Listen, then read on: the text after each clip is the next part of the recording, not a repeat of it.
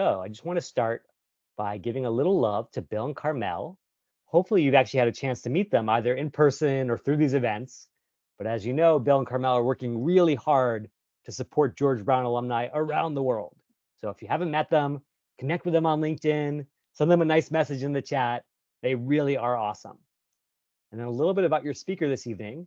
I've had this really lucky career, having gone from being a kindergarten teacher to working in Silicon Valley. And of course, I've worked inside LinkedIn. So I've gotten a really firsthand glimpse of what's happening behind the scenes. Alan was saying at the beginning, I've had some interviews, but I haven't necessarily gotten the offers I wanted. I can start to pull back the curtain for you a little bit, Alan, and show you what's happening inside that black box. I've been lucky enough to work with a bunch of great schools around the world. And the three things that I believe in when it comes to interviewing are as follows. I think a little bit of the way we've been trained as students, especially growing up, confuses us when it comes to interviewing. Because we all know that as students, so much of the focus is on getting the quote unquote right answer. Whether you're doing your homework, taking a test, applying for college, you always want to make sure that you're right, right, right. However, the problem is that our human brains don't work like a Scantron machine. Things aren't right or wrong, they're much more subjective. Does this candidate feel right? Would I like to work with them? Do I believe in them and trust them? And so ultimately, we're going to be talking a lot more about human brains than about computer brains today. And the good news is we have more visibility into how our human brains work than ever before, thanks to the rise of neuroscience and MRIs, and just a way deeper understanding of what's happening when we make decisions. And so what we're going to focus on today is not the same old approach to interview prep, where you prep like crazy and try to cram all these ideas into your head, but instead, how do you control that human perception? How do you make yourself irresistible to the way that our human minds actually think? So with that said, I'm going to give you 3 challenges today. I'm going to challenge you to answer some pop quizzes. I'm going to challenge you to volunteer for some live role plays. And Alan and Chinmay and George and everyone out there, I really encourage you to raise your hand for these, because if you do, I'm not going to give you a copy of my old book. Instead, I'm going to give you a brand new prize today, a free LinkedIn profile review straight from a LinkedIn insider. So if you've ever wanted to get more emails from recruiters, more opportunities coming to you, I can make that happen for you. But all you got to do is raise your hand and you will win that opportunity. And then third and finally, even if you don't want to volunteer, I get it, that's okay. Do me the favor of getting really active on your side. Ask great questions, cheer on your classmates, and take a ton of notes so you can start applying these techniques in your next interview. Okay, here we go. First pop quiz. We all know that the average interview lasts about 30 minutes or so, give or take.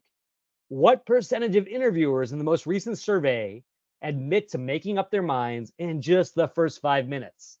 Is it A, 7%, B, 24%, or C, 49%? So come to the chat right now and let's see what everyone says. Kunal says C. Ami says C. Malmita says C. Alan says C. Everyone's saying C. Let's go to Kunal. Kunal, you said C first. You were so brave. How is that possible, Kunal? How could hiring managers make up their minds in just 5 minutes? Hi, Jeremy. Am I audible? You're absolutely audible. Great job. How's it going? Good, good. How are you? I'm good, thank you.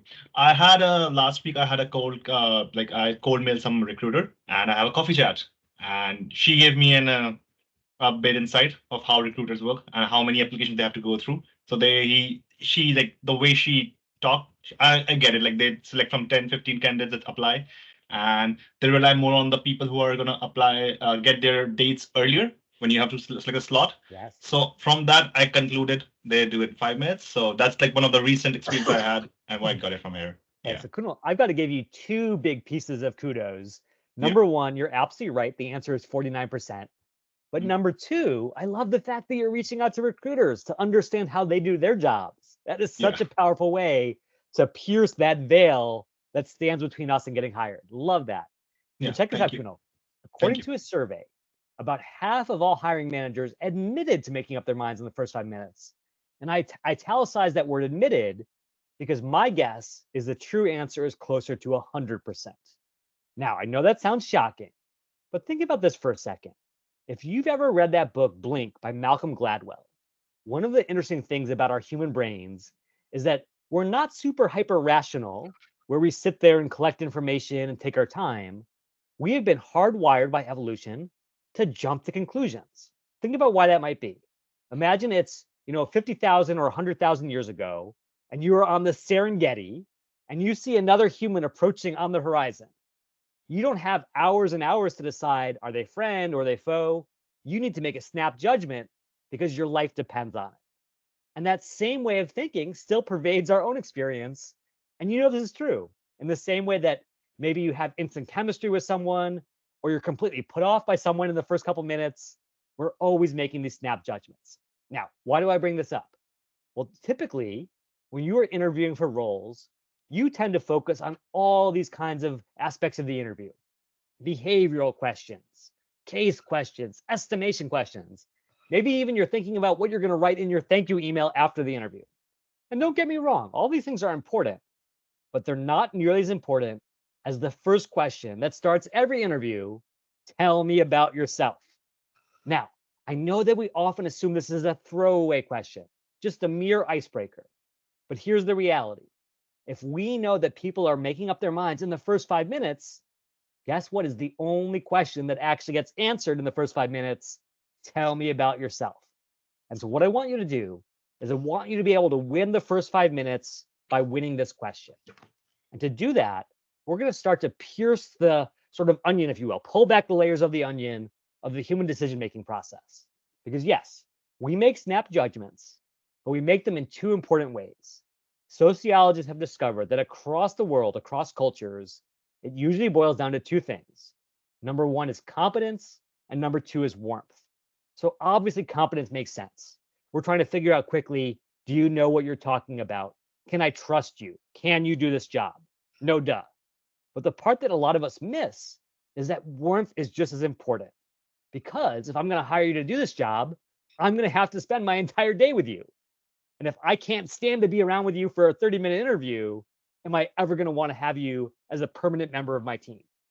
And so, what you say is going to be just as important as how you say it.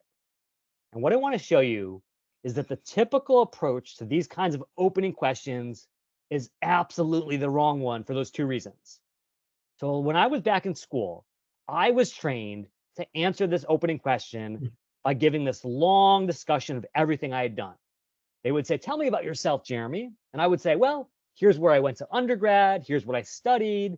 Here was my first job. Here's my second job. Basically walking them through my resume step by step by step.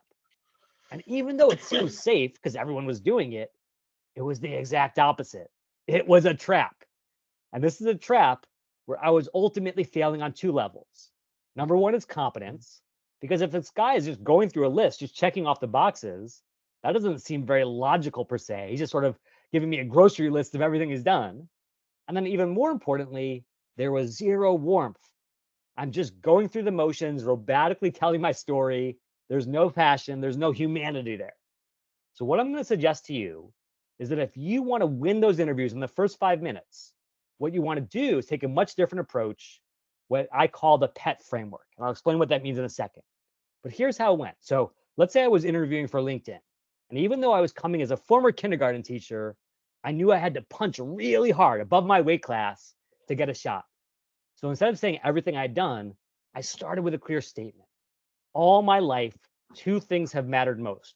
Number one, helping kids. Number two, using technology to help more kids. As an example, back when I was a kindergarten teacher, it wasn't enough just to teach my kids reading and writing. I taught them PowerPoint. I taught them how to make MP3s so they could tell their own stories. Then I went to work for a nonprofit where I used technology to bring mentoring to 300,000 people around the world.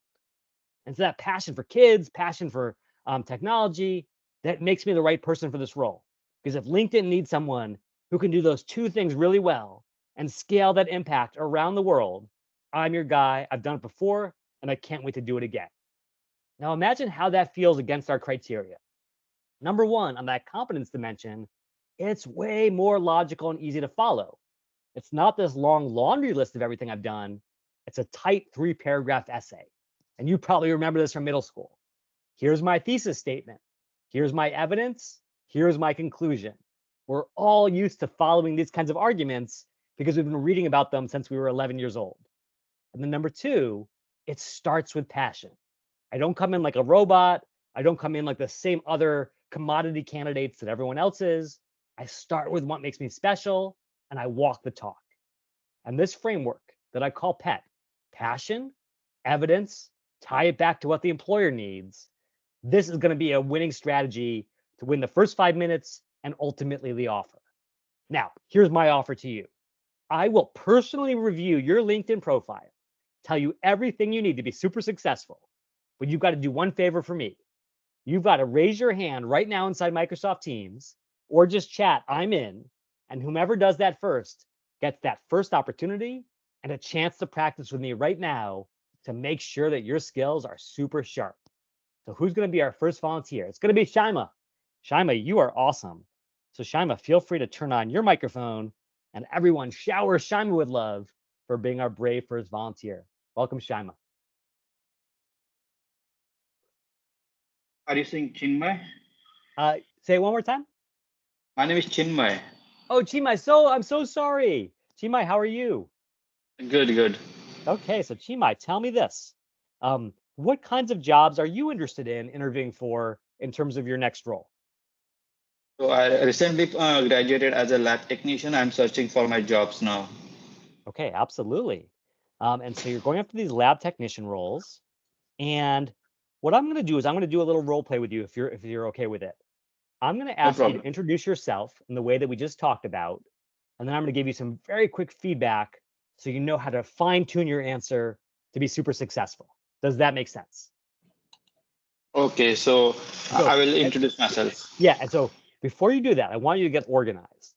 A lot of times, the reason that we fail in an interview environment is we just rush in. We say the first thing that comes to our mind, and ultimately, it's not as effective as if we plan. So, here's what I want you to do: grab a notepad, grab a pen, and I want you to write down these 3 bullet points. Think about your passion. What's brought you into the world of lab science? Why does this speak to you? Give me some evidence about that passion, evidence of what you've done in the space. And then think about how that ties back to me as the employer. Why will you make my life better, my business better based on what you can do? So I want you to take some notes on those 3 things right now, okay? Okay. Okay, so take some notes, no rush. While Chime is doing that, I want everyone to do the same thing. Even if you're not in the hot seat right now, I want you to get your own notepad, think about the job you want to interview for, and get your pet ready to go. Your passion, your evidence, and your tie. So that way, when the big day comes, you're not scrambling. You have the perfect answer to come right back to. And then Shimai, just let me know whenever you're ready, and we'll kick off this demonstration. And while Chimai gets ready, everyone send him so much love because it takes a lot of guts to be a volunteer. And Chimai is bringing tons of bravery today and deserves all your best emojis, all your best digital praise. So send that right in the chat to your fellow George Brown alum. Thanks, Sean. I love those hands. By the way, my favorite thing about Microsoft Teams, Bill and Carmel, I love how they animate the emojis. That's my favorite part. So make it rain emojis. So I would say, while introducing Actually, come on. myself, I'll just set it up so it feels natural. So I'm going to say the first thing, and then you're going to respond. Okay. So you ready? okay, sure. Okay. So Jemai, thank you so much for coming in today. I had a chance to look over your resume. I'm so impressed. Before we dive into all the specific details of the job, I just want to get to know you better. Tell me a bit about yourself. What should I know about you? So my name is Chinmay. I'm a people's man. Like I like to help people. I love to talk people. Job technician job gave me opportunity to work with people, help people, and I was looking for a stable job. And lab technician healthcare is a very stable job opportunity. Absolutely. And so, what expertise do you have in this space? What would make you a really strong candidate? So I like to work with people. I'm comfortable. I'm not introvert. I like to talk to people, and that makes me comfortable dealing with patients, drawing their blood. Okay, absolutely. And why do you think you would be an asset to our business? Why would you help our business grow and be successful? So I'm very consistent. I've been working my last job like 8 years. I'm very stable. I'm very punctual, and I'm a team player as well as I can work independently. Okay, beautiful, beautiful. So let's stop there for a second. So first of all, everyone give Chimai so much more love in the chat because he was awesome. It is so gutsy to put yourself out like that, and Chimai was fantastic. Now, Chimai, I'm going to give you some feedback, and I'm going to be a little bit tough because I think the problem with doing these mock interviews sometimes is we're too focused on making the other person feel good and not focus enough on giving them what they need, which is the truth. So, Chimai, the first thing that I really liked is I liked that you were concise. Too many people spend 5 or 6 minutes on that first question. And if you are speaking more than 2 minutes, you are losing the interviewer. They are getting bored. So the fact that you were short is good. Problem is, you were too short. I want you to give me a little more meat, a little more substance, so I have something to sink my teeth into. So here's what I would do if I was in your shoes.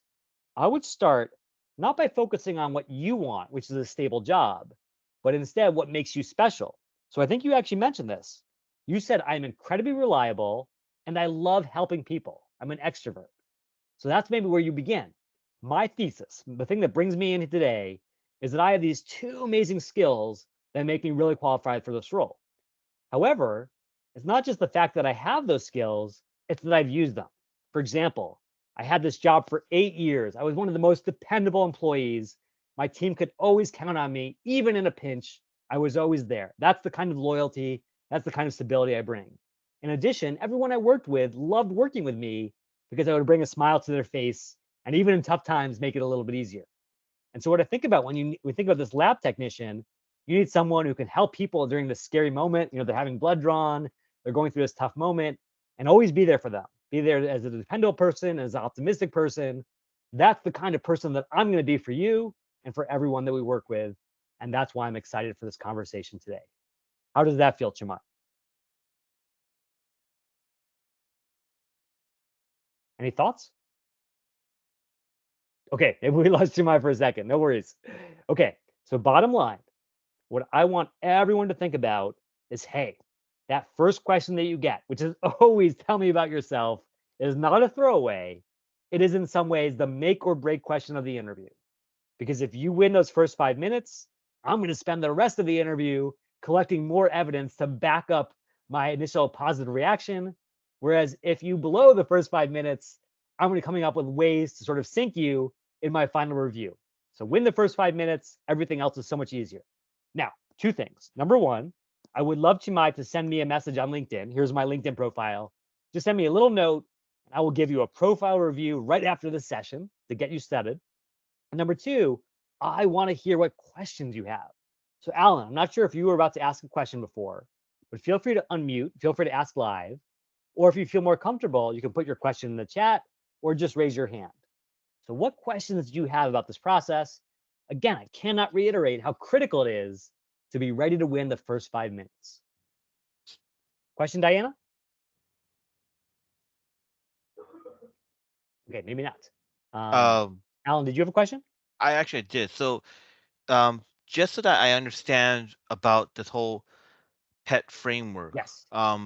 because it's trying to combine both the competency and the warmth, it's effectively it's sort of like it's so left field in a sense because very often when we try to do the interview, we think it's a very much a very formal, almost very cut and dry, almost like it's like almost business-like in a sense, which it is at times. But I think what we also forget is that the person on the other side who's interviewing is also a person as well. So Yes. Oh, Alan.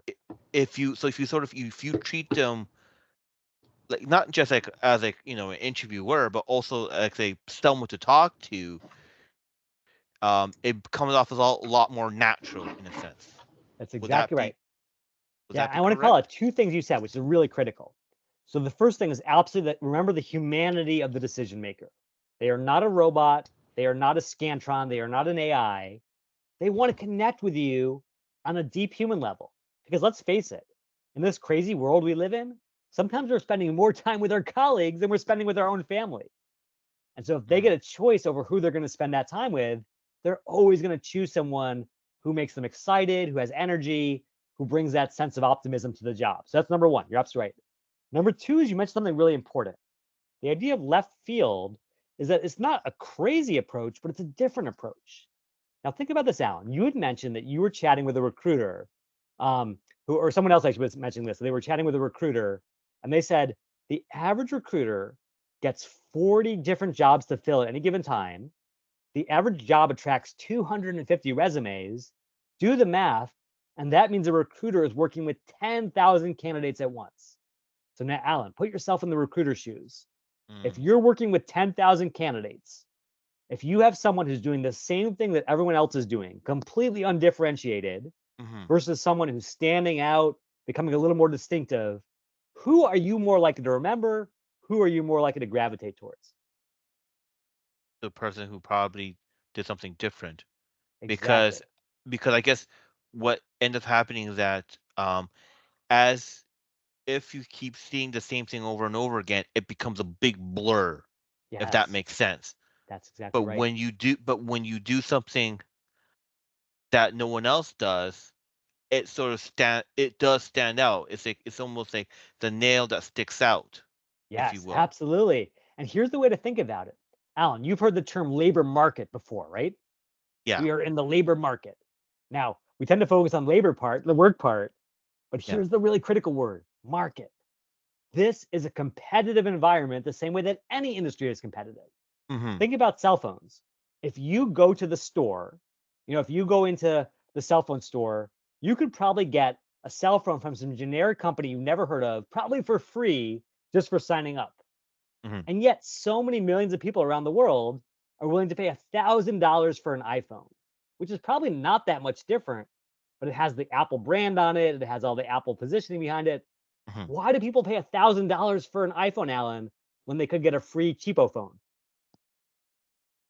I guess because they do something different. I They're guess different, they right? send. Apple is special. It's unique. It stands out. It's all the things you mentioned. You want to be the Apple of the labor market, not just a commodity, not just a clone, but the person who's different, who's special, who's better, and who gets hired. You nailed it, Alan. You said it. You said it better than I could have ever said it. No, thank you.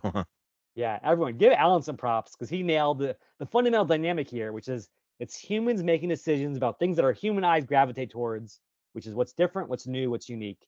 Well done, Alan. Okay, Thank you. if any folks have other questions, stop me at any point. Otherwise, I have another pop quiz for you. Okay, let's get to the heart of what interviews are for in the first place.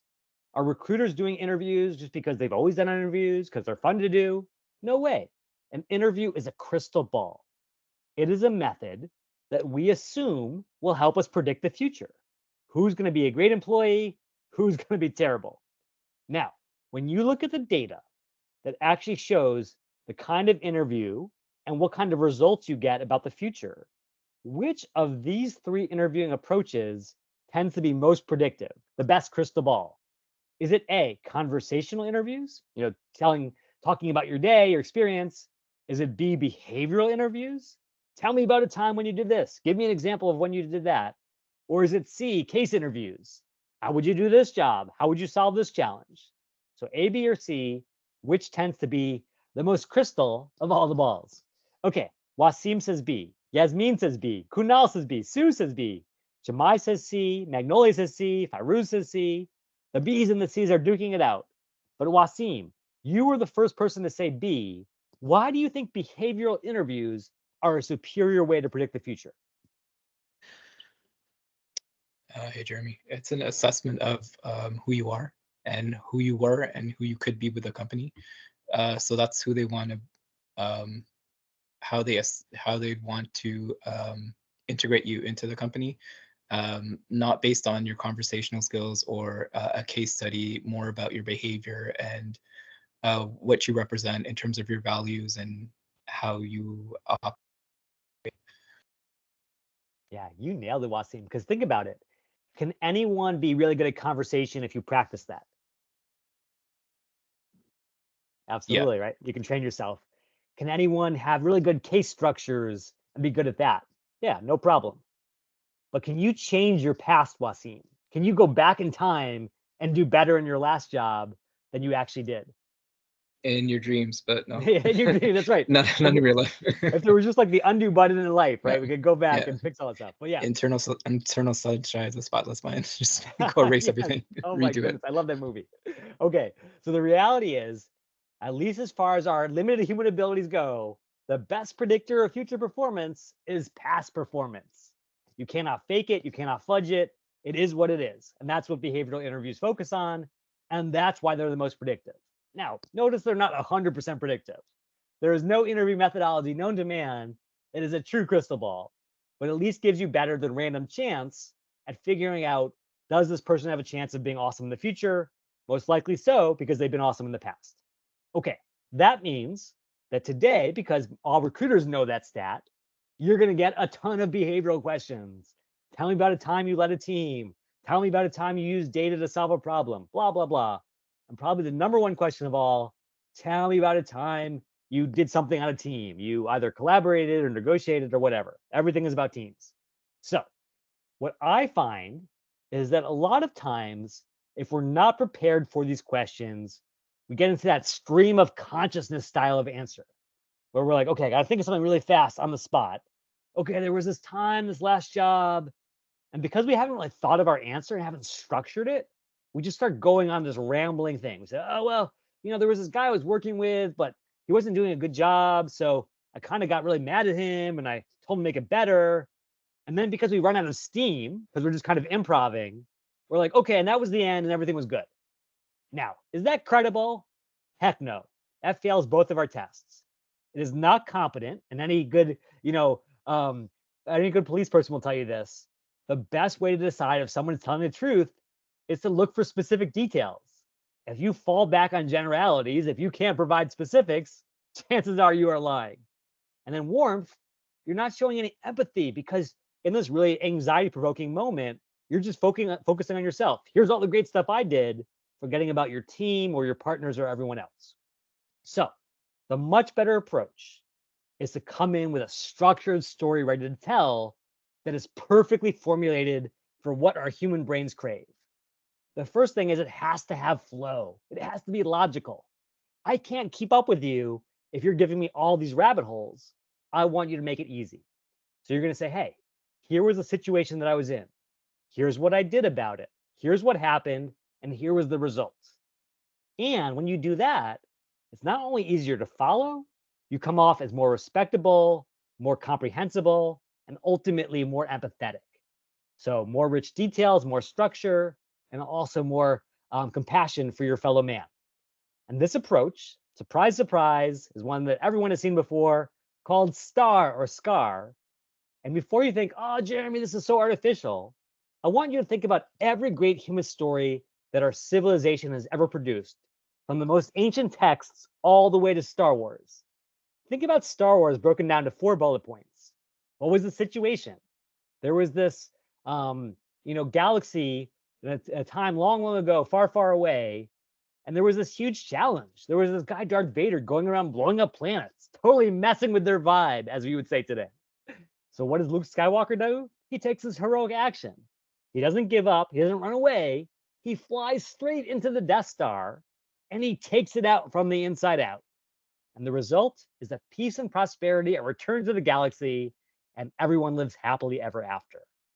And I guarantee that if you take any story across the canon of our civilization, you will notice that it falls into the same things, which means your challenge in the interview room is to tell an equally powerful story using an equal framework. And so now, what I would love to do is give away the next profile makeover to the next brave volunteer. So if you raise your hand right now or come to the chat and say, I'm in, whomever does that first will get a little chance to practice, a little feedback, and a free profile makeover straight from an insider to get access to the best jobs in the universe. Who's it going to be? Okay, looks like it's me, Viren. Viren, thank you for volunteering. Feel free to unmute. Welcome, Yes. Viren. Hi, Am I thank you. pronouncing your Thank name you. correctly? Yeah, so it's V Rain. Ah, Viren. Okay. So tell me Yes, this. thank you. What is a job that might be exciting for you to interview for coming up? I'm not looking actually right now for jobs. I just joined this to learn. I am currently employed. Okay. So thankfully, I am not looking right now. Okay, that's awesome. Well, it's good to be prepared. And what space are you in right now? What's your current employment? So I do digital marketing. Ooh, cool. Yeah, and Okay. mainly Google Ads. Yeah. Oh, I love that. So now I'm going to offer you something a little crazy. I'm going to say, what if you are interviewing for a digital marketing role at Google itself? I know you're happy with your current role, but imagine that I make over your profile and a Google recruiter reaches out and says, we want to interview you for a digital marketing job at Google. Would you be interested? I would be. I I don't know why I'm hearing my voice back. Oh, no worries, no worries. Okay, so let me just see if I can. I think maybe it's okay now. So here's what we're gonna do. Yeah. We'll do a little practice, and what I want you to do is I want you to think about a classic question that Google could ask you. So one of the I interesting am. things. Oh, yeah. Sorry to interrupt you. I am actually currently employed at Google. Oh, you are. Oh my goodness. Yes. Okay. Okay. So now we're gonna make it more interesting. OpenAI comes to you. OpenAI says, "Hey, Google's an old school company. Come work with us. We're the new Google." So you're a little Right. bit tempted, and don't worry. I won't tell Google about this. I used to work there too. And so you decide to go for an interview, and you know that what OpenAI is going to ask you is they're going to ask you about cross-functional collaboration, how you Right. worked with a team. You weren't the boss, but maybe you had to influence a product manager or an engineering lead or someone internally to understand something new about the world and the customers. So now what you want you to do is again, take a few minutes, get your notepad, and I want you to put a specific idea into these 4 bullet points.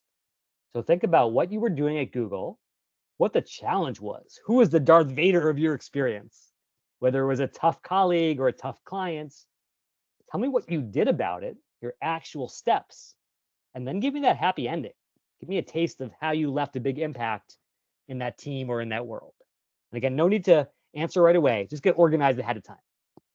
And while Viren is doing that, I want everyone to do the same thing right now on your side. Again, this is probably the most common behavioral question in the entire world. So if you can prepare now, you'll be ready when the big day comes. So get your notepad, put down situation, challenge, action, results, and get your outline ready to go.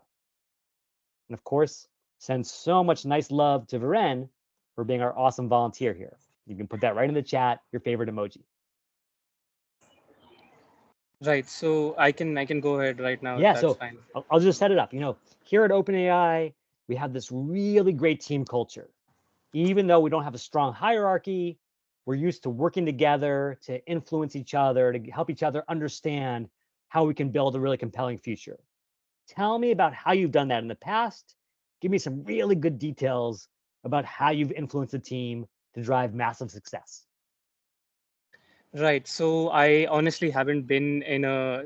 I'll get to the point right away. So I haven't been in a position where I have been a manager, but I have been a part of a team and I have played a vital role in the team.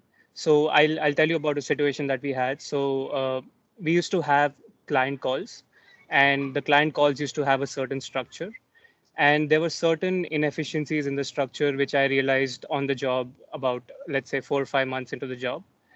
And I highlighted that to my manager, and he was fortunately very responsive to that request. And he said he asked me to make a case for it. So what I did was I had a call with a client in which I got rid of those inefficiencies and took a call like I would take the call, and I forwarded the recording to him.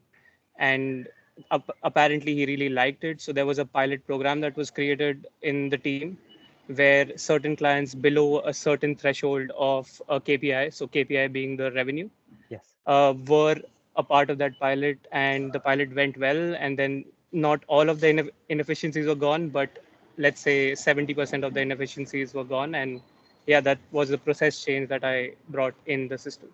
Wow, that's great. So let me ask you a couple follow-up questions. So Right. first of all, when you pitched this idea to your boss, was he immediately receptive? Did he push back on you? So good. That's a nice question. So yeah, the only pushback that I got was he wasn't his schedule wasn't open at that time. So the discussion was pushed to, let's say, another month. But after a month, when I brought this up again. That's when he was receptive to it. Okay, that's great. So you waited your time.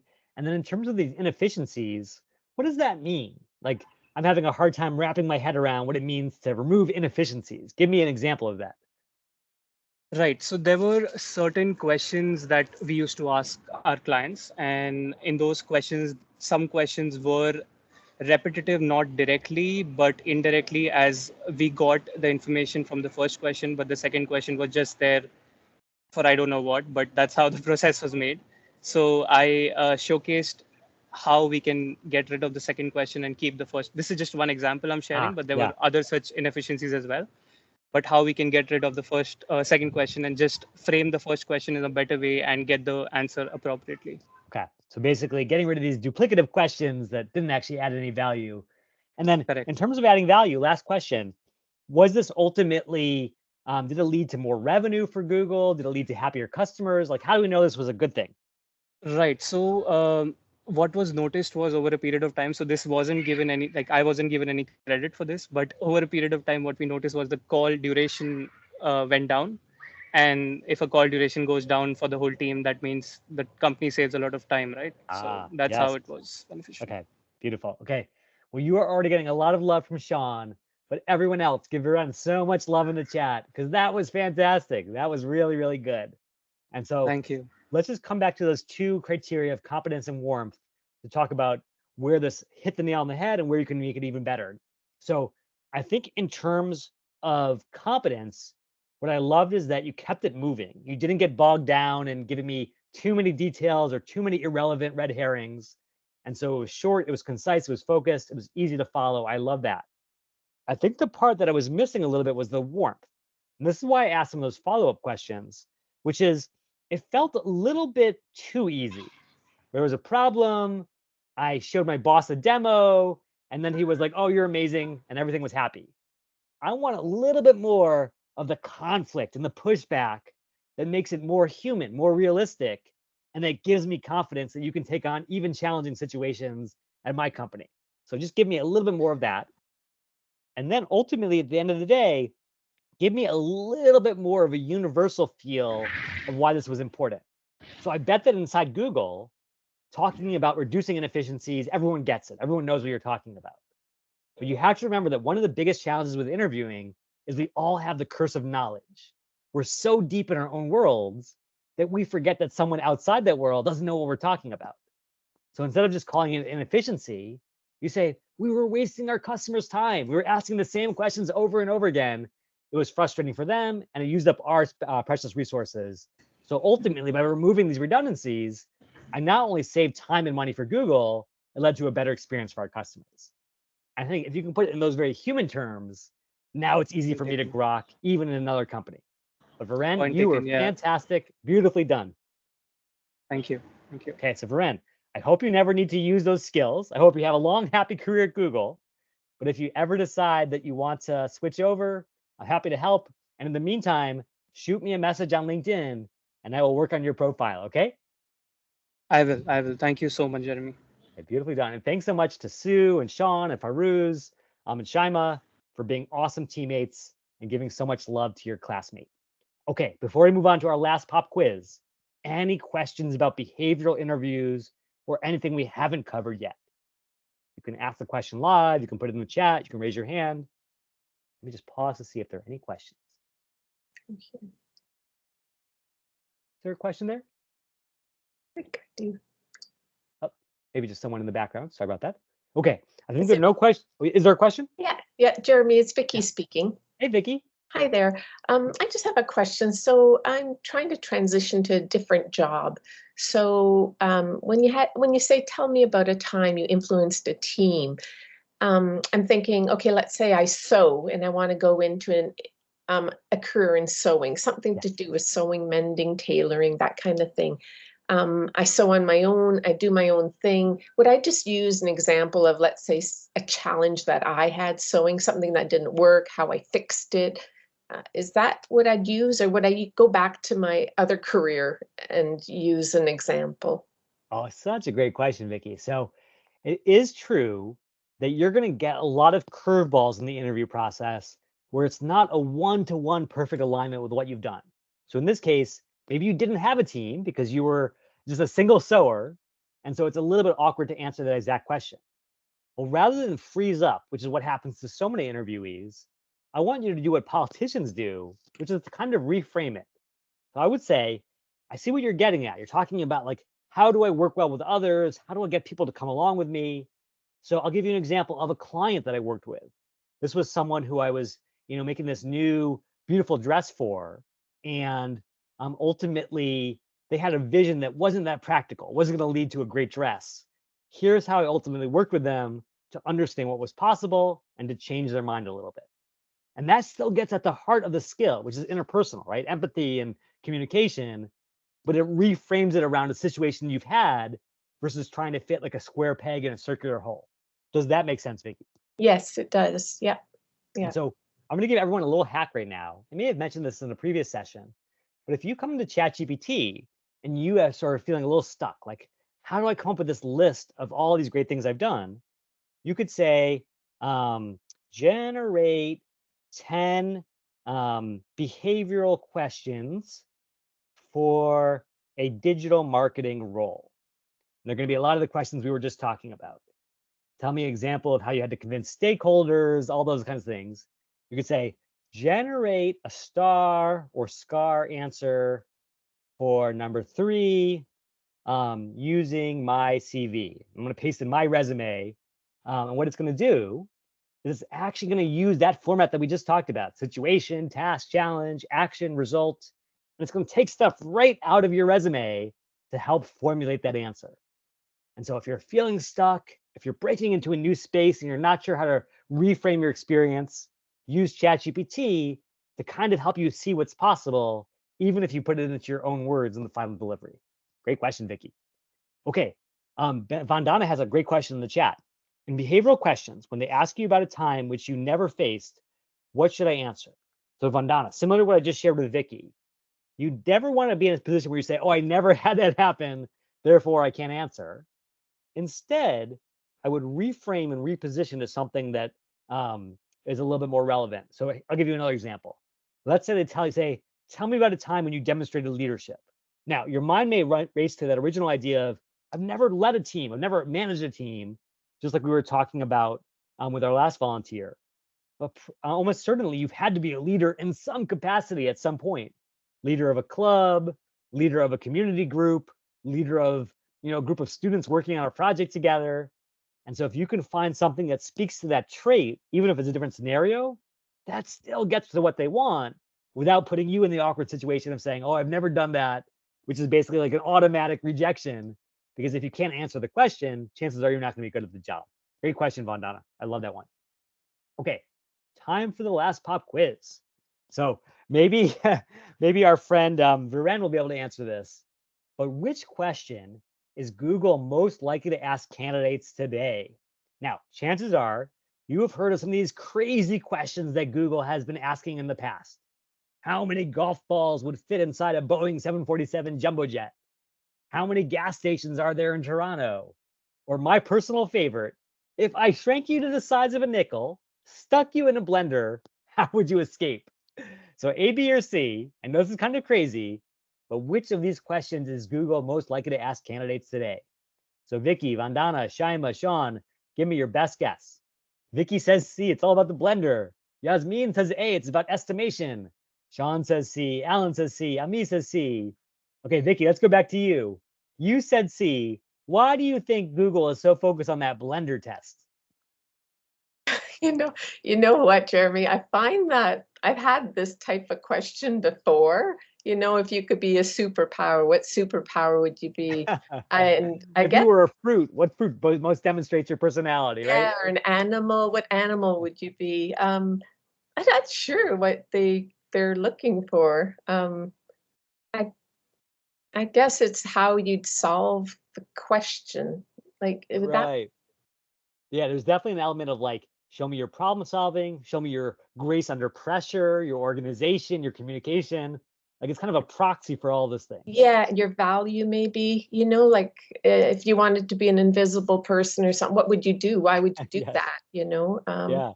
That's right. If you say, I want to be invisible so I can go, spy on people, they're probably not the person you want to work with, right? Yeah, like you'd save people or something, you Yeah. know? Yeah. So let's answer this question. Viren, do you mind answering A, B, or C? What do you think Google is most likely to ask? I would say C, because C gives more information about how a candidate thinks, like the thought process of the candidate. Okay. Did you get that during your interview process, Viren?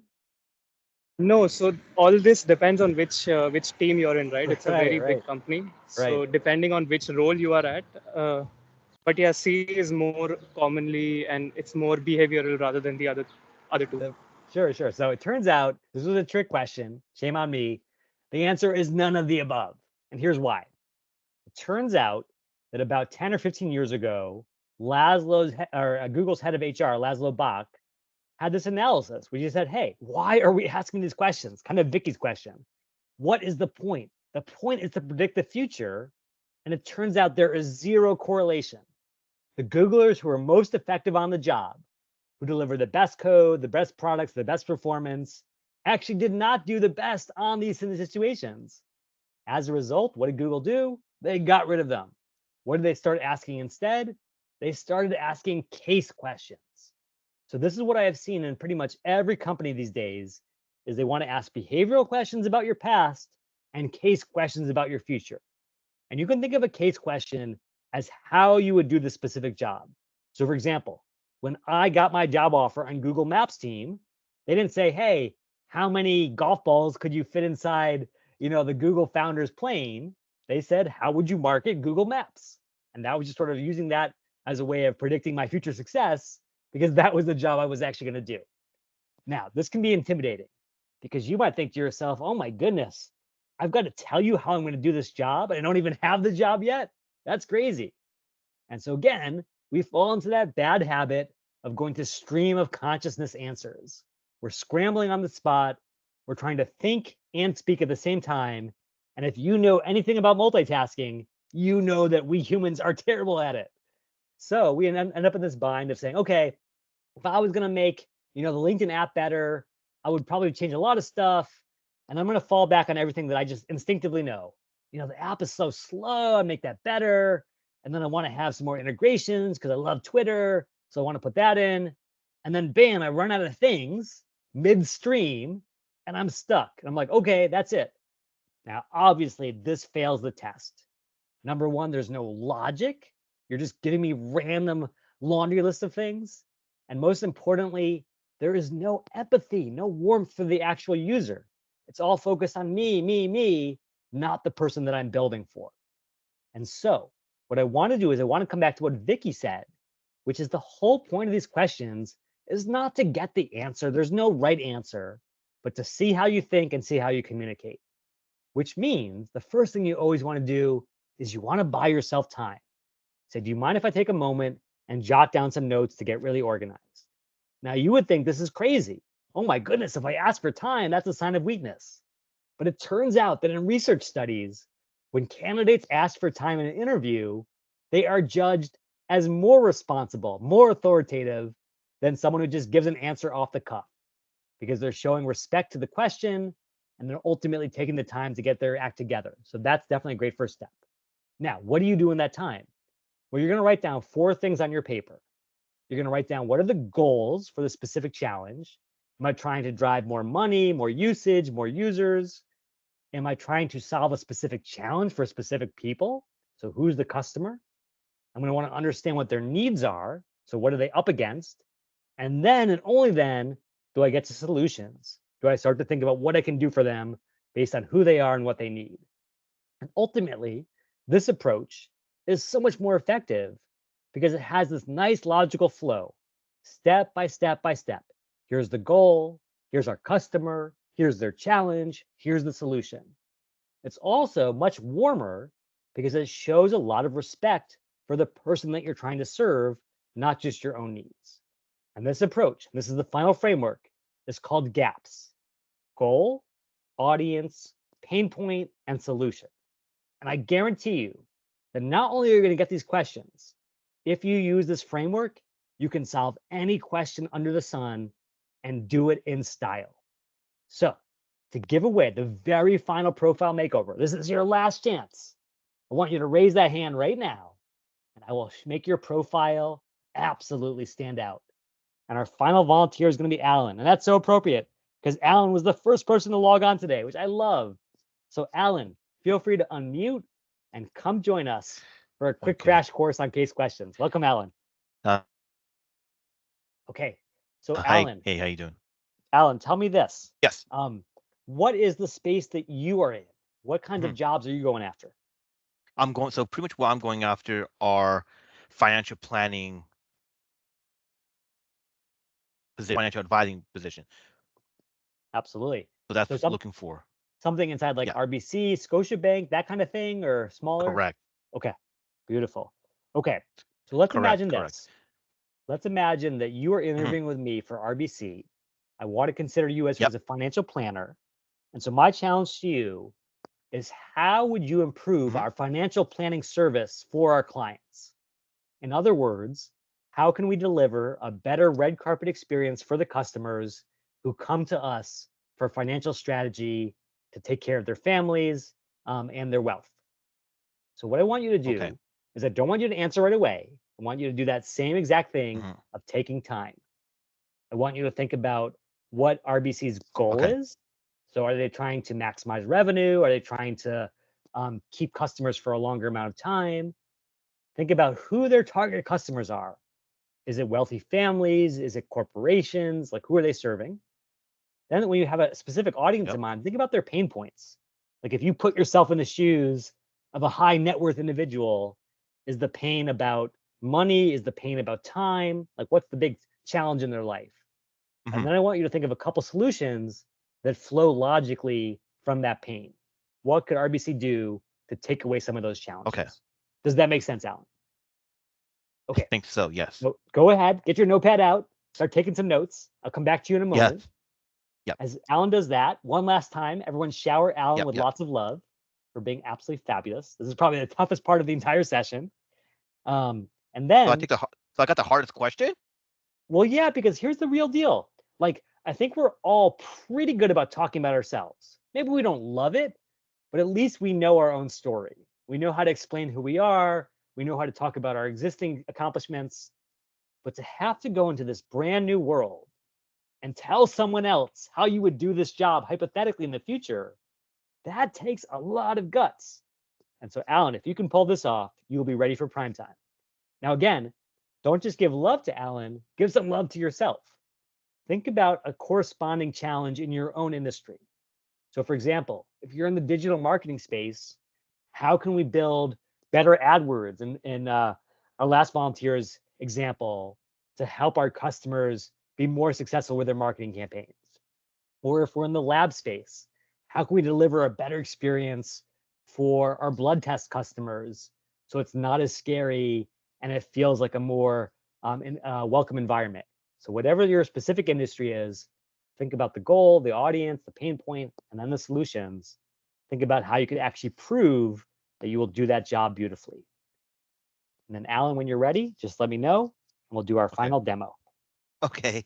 Are you feeling good? Yes, sir. Okay, I think so. so Okay. let me just set it up for you and we'll dive Yep. in. Okay, so Alan, you've been awesome Yes. throughout this conversation. I'm definitely really psyched about you as a candidate. Yep. One last little test. I want to see how you could bring new thinking and new levels of service to our financial planning work. So, if you had this job and you were going to make the financial planning experience at RBC even better for our customers, how would you improve it? How would you roll out that proverbial red carpet? Actually, that's a very, very good question. So pretty much how I would go about in making the I guess the experience at RBC much better is, first of all, we need to understand what is the goal that RBC is looking for. So are you guys looking for, are you trying to capture a bigger audience? Are you trying to increase the revenue, if you will, provide more service? So now the question then becomes, Let who are me you aiming stop you right there, Alan. Do Yeah. you have a hypothesis about that, or do you want me to tell you what we're focused on right now? Actually, it would be great if you be able to tell me what is RBC's goal. Yeah. So our number one thing right now is churn. Right now, we're starting to lose some of our customers to these newer players. Mhm. There are like online entrants, these AI-driven investment algorithms, and so Yes. they're sort of eating into our client base. So our number one goal is loyalty. We want to Yes. keep our current customers longer. Yes. Okay. So pretty much, if that is the case, it's try to. So pretty much. I guess the goal. I guess the goal that RBC will be trying to do is pretty much improve the loyalty with the clients, if you will, Absolutely. and then I guess the audience that you guys have would probably be the baby boomers, i.e., Yes. Yeah, people, that's huge. a huge population, and knowing that they're now getting to that stage where they are actually going to retire or already retiring and are collecting their retirements Yes. income. So now the question then becomes, what is the biggest challenge for that baby boomer audience that you at RBC have? In Yes. this case, you're pretty much going to be asking, well, it's going to be pretty much boiled down to one simple question for the client. Do I have enough for retirement? And can I live in my retirement with relative comfort with what I have? Yes. So now the question then becomes, okay, what solution can we provide to those baby boomer retirees or near retirement relating to their retirement? Can we offer a better financial investment product that would preserve the capital while at the same time provide a good enough return so that the financial they do have will stay with them for the rest of their life and provide and generate a good income for them to retire in comfort? Yes. How do we do that? How do we sort of convince them that we're the place to invest the final stage of their financial career? So what we would do was to explain to them, okay, actually break down, this is how much you'll need. So we would do all this calculation, this is how much you will need, and this is pretty much what you have. And then from there, we will then from there we will try to, oh dear. Okay, Alan, let's just stop right there because I don't want to put you on the spot too much. But Alan, you were awesome. Like I cannot tell you how impressed I was by the beautiful flow from one stage to another. Like even as someone who knows nothing about finance, which is true, I could follow you step by step because you're like, okay, we got to keep our customers loyal. Baby boomers are our biggest audience, and they have this massive threat, which is they're going to be poor in their old age, and we can't let that happen to them. So now here's what we're going to do about it. And I think because you approach it that way versus let's try this, let's try that. Oh, I'm out of ideas. It came across as way more competent and a lot more empathetic as well. So I love that approach. And I just think that the only thing I would challenge you on is for that first step, the goal. I want you to either ask up front, like, what is your goal? What should I optimize for? Or assume it for yourself. You could say, well, I studied your financials and I know that right now RBC is facing a lot of churn in its customer base. So I'm going to assume that's the big goal. Either way, take a stand. And that way, you've got something really sort of strong in the ground that you can use to guide the rest of that conversation. But once you've got that strong initial piece in place, you're going to be golden. And Alan, you were awesome. Oh, thank you. Yeah. And I know you've got some more interviews coming up. So Alan, just so you know, you've got the entire George Brown community rooting for you right now. You're getting love from Carmel, from Sean, from Kunal, from Shaima. Everyone is going to bat for their man, Alan. So we wish you tremendous success. Thank you. And then please do shoot me a message on LinkedIn, and I'm going to hook you up with that profile review, okay? Thank you. Okay. So everyone, give some love to Alan. And then one last time, if you've got questions, anything we didn't cover, anything that you're worried about with your next interview, let's talk about it. I don't want anything standing in your way. So if you've got a brick wall staring you in the face, let's tear it down together. So if you've got a final question, put it in the chat, raise your hand, or just unmute and let me know. I'll be looking for. Okay, go for it. I actually have a question, Jeremy. Yes. It's a two-part question. I'll be honest with you, I was just laid off recently from Oh, RBC whoa. Oh, after 15 years on their job oh, with Royal Bank in financial roles. So yeah. that's really hits home to me. But I that know. being Oh my said, I'm goodness. looking at a new sector possibly and moving it. I don't know what that's going to be yet. I'm doing some courses to figure it out. But interviews have changed since the last time I did an interview 15 years ago. There's a lot more panel interviews, and also they're no longer face to face. They're mainly online or whatever. So I know body contact. I mean, I've done a few courses where they talk about interview techniques and skills where, it's not the same body language and facial expression and stuff like that. I've taken some of your courses, the previous ones you've done, but maybe some tips from the interview standpoint in terms of how do you approach sort of that face-to-face interview versus this new panel interview where you'll be sitting on a screen at home with 6 other people kind of Yeah. staring at you. Yeah, absolutely. So I'm gonna give you 2 tips. So in terms of things that have changed, the other big thing that I've noticed, besides Zoom interviews, of course, is there's a lot more homework that's given out during the interview process. And this is kind of the bane of interviewees because it's hard enough to interview, and now they want you to do a case study or a slide deck or whatever. One little tip I'll give you there is if you want to get organized to really knock those things out of the park, come back to ChatGPT and say, what's an effective framework to tackle a case challenge like improve the marketing at LinkedIn? And one of the things that ChatGPT is really good at is it has these like massive lists of frameworks that they can draw upon in terms of, how do you assess audience? How do you review marketing channels? And so that way, when you're putting together these homework projects, you're not alone. That's the first thing. Second thing is, when it comes to Zoom interviews, I cannot emphasize enough that you need to go above and beyond what you would normally do in person.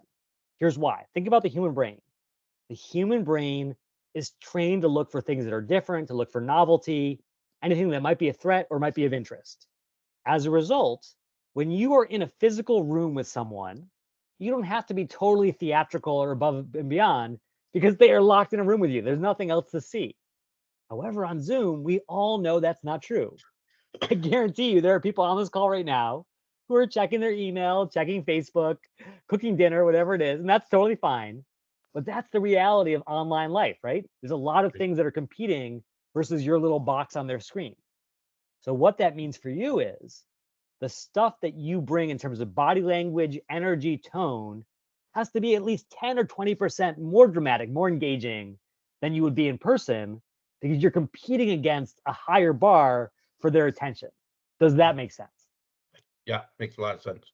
Yeah, it's a very different world now for Yeah. interviews than it was 10, 15 years ago. And let me give you the ultimate silver weapon or silver bullet or secret weapon, whatever you want to call it, which is there's a tool inside LinkedIn where if you go to jobs and you go to interview prep, this tool is a simulator designed to help you ace your next interview, especially online interviews. So there's a link in the chat. Now, are you interested in finance roles? Is that still right? Possibly moving away from that because finance. Okay.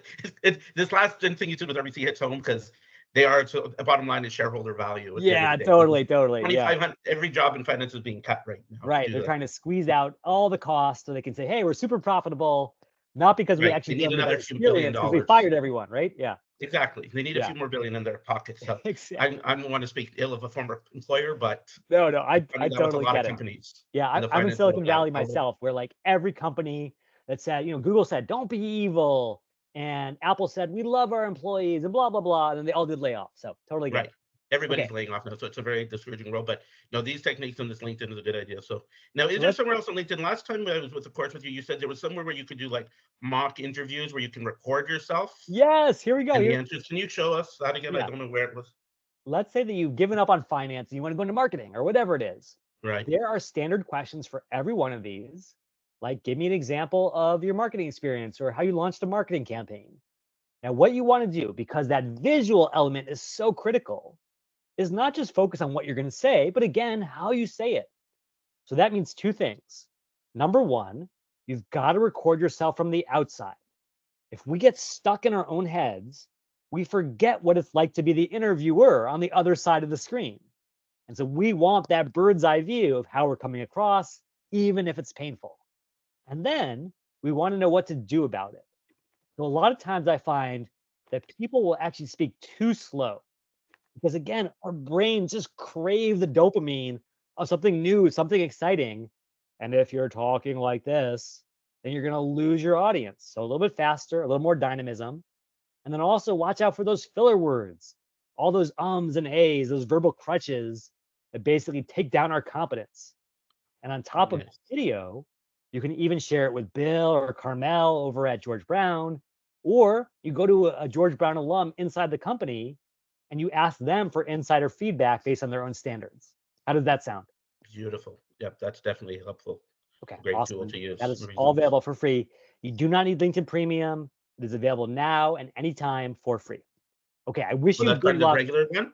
Yeah, so there is a LinkedIn Premium component where you can get these sort of sample answers, but Right. the main substance, the like actual practice and the feedback, 100% free. Beautiful. Okay. Okay, I wish you good luck. I know the worst thing about the layoff is not even so much that the job is gone, but like the emotional part, the psychological part. I can tell you the only thing that I know, the best revenge is getting that awesome next job and being like, screw you, RBC. Now I'm doing something that I'm really happy about. So that's what I Exactly want for you. 2 weeks shy of my 15-year anniversary. Oh God. Oh my goodness. Okay. And then Well, no rhyme, no reason, just they came yeah. in, they said we have to lay off 2,000 people, and your name has been drawn. Oh my goodness. I will tell you this. If I had my bank account at RBC, I would be switching right now. So You know I what? But it's fully happening get it. everywhere. I talked to colleagues Yeah. at other banks, and Okay. I had someone, Ernst & Young, a friend of mine, 15 years or 10 years at the company, her 10th anniversary. The next day, they laid her off. After her 10th, they celebrated her 10th anniversary on the Thursday. On the Friday, they laid her off. Brutal, brutal. Well, let me give They you one got more goodie then. Let me give you one more sort of benefit here, which is obviously we talked about a lot today. And I do think that the best thing for feeling really confident in an interview is not to overcomplicate it. I'm like, oh, I've got to memorize every possible question and every possible answer. No way. That's robotic. Think like a human does, which is how do I set myself up to connect in a really authentic way? Starting with passion, starting with your best stories, starting with sort of solving things very logically. Now, I want to give a couple of other goodies. First of all, if we have not connected already, feel free to connect with me anytime. I'm happy to answer questions tomorrow, a year from now, whenever you're interviewing, whenever you're facing any challenges job wise, give me a holler. I'm always here to help. Number two is I want to give a massive shout out to Bill and Carmel because check this out. You have access to the only LinkedIn and AI masterclass in the world that is designed by insiders from those worlds. And it's not just free for you right now, it's free forever, courtesy of George Brown. So click that link and you will have lifetime access to all these techniques. Just do me a favor and thank Bill and Carmel for their generosity. And then one last little goodie is I know that if you've been in previous sessions, you've heard me tell this story, but I'll say it one more time, which is back when I was in grad school, back in the digital stone ages, I was an intern at Apple in the summer of 2011, and I was there at Steve Jobs' final keynote. Now, as you may recall, Steve was really sick back then. He had pancreatic cancer, but he still got up on that stage one last time to deliver his final keynote. And even though he was really frail, I remember him pulling out all the stops, all these features and flourishes, including the ultimate one, that famous last slide, one more thing. And on that morning in July of 2011, Steve introduced Siri to the world for the very first time. And people were shocked. People were like, what? I can't even believe this thing exists. Now, we know this Siri is not looking too hot these days compared to ChatGPT, but I do believe that the world we live in right now was slowly brought into being by Steve back in July of 2011. So in honor of him, I've got one more thing for you, and I call it Interview Bot 5000. In addition to practicing your verbal delivery, what I also want you to practice is how you tell a great story, how you bring together the best things you've done. And the way this tool works is you paste in a job description of what you want. So here's the job that I'm applying for. Here's my CV. And then when you're ready for prime time, Interview Bot will walk you through the motions. So you say, let's go. And it's going to give you a question right out of the job description. So it's going to say, okay, here are the things that you're focused on. Tell me, what do you see as the biggest opportunities and challenges in this role? I say, the biggest opportunities are to grow the company and increase revenue. We'll see what kind of feedback it gives.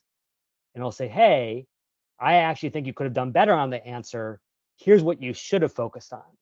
And so if you need that kind of honest, authentic feedback, because ChatGPT doesn't pull any punches, this is a great way to get ready for prime time. I'm going to give you this tool so you have it now and forever. And once you have it, you are all set. So let me pull up the answer here, interview bot 5,000. And then once you've got it, you are good to go. So here we go. Here's a link. And if you just plug this right in, you'll have lifetime access to interview bot and everything that comes along with it. Okay, that being said, grab that tool, grab all those goodies from Carmel and Bill, and then go out there and leave a big honking dent in the universe and make George Brown proud. Back to you, Bill. Back to Carmel. Any final words of wisdom for our amazing alums? Thanks a lot, Jeremy. So thank you everyone for joining. It'd be great if you could fill out a feedback questionnaire. The link I paste in the chat, so you could let us know of the feedback, and we'll just see how we could provide service tailored to your needs. Great, and I just want to thank you, Bill, and thank you, Jeremy. Thank you all for being here. And check out, Bill will put the link to our website in the chat. We have we post their events we have coming up. We have an IT chapter reunion event taking place next Friday evening, and you know, we always want to hear from you, so please feel free to reach out to us. And we're, you know, thank you, Jeremy, for sharing your expertise and knowledge with us. Oh, totally my pleasure. Thanks for the opportunity, Carmel and Bill. Thanks to all the incredible volunteers for putting yourselves out there. It takes a lot of guts. And here's wishing you all tremendous success and a beautiful start to summer. Thank you all.